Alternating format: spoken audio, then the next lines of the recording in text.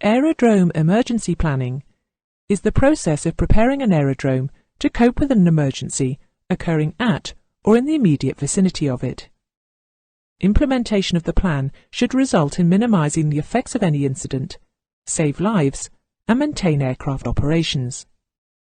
It must coordinate the actions of all the response services of the aerodrome and the surrounding community. The Rescue and Firefighting Service is established to save lives in the event of an accident, on or in the immediate vicinity of the aerodrome.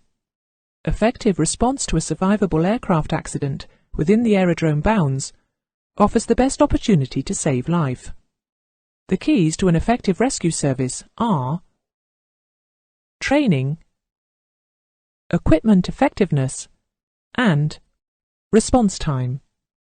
The Airport Fire and Rescue Service is not established to respond to fight building or installation fires. The level of fire and rescue protection provided at an aerodrome shall be appropriate to the aerodrome operating category and compliant with the fire and rescue categories shown in the table here. The aerodrome category depends on the overall length and maximum fuselage width of the aircraft that will normally use the aerodrome. Look up the overall length of the longest aircraft expected. If the maximum fuselage width is not exceeded, then you have the category.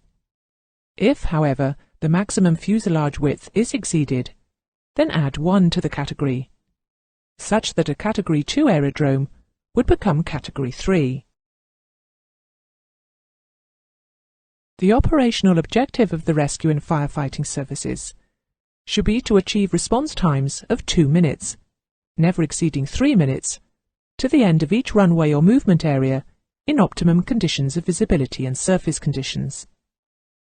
The target time standard is 2 minutes from receipt of call until the first vehicle on scene is discharging its fire suppressant foam at 50% of the required rate.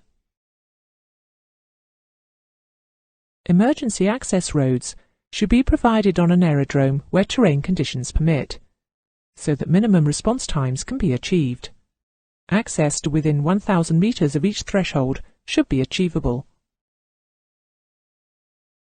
All emergency response vehicles should normally be housed in the fire stations within the aerodrome, but satellite stations that enable effective response may also be established. Access to runways must always be direct and clear, requiring a minimum number of turns. The table shown here recommends the number of rescue and firefighting vehicles required at each category of aerodrome. Emergency vehicles responding to an emergency shall be given priority over all other surface movement traffic.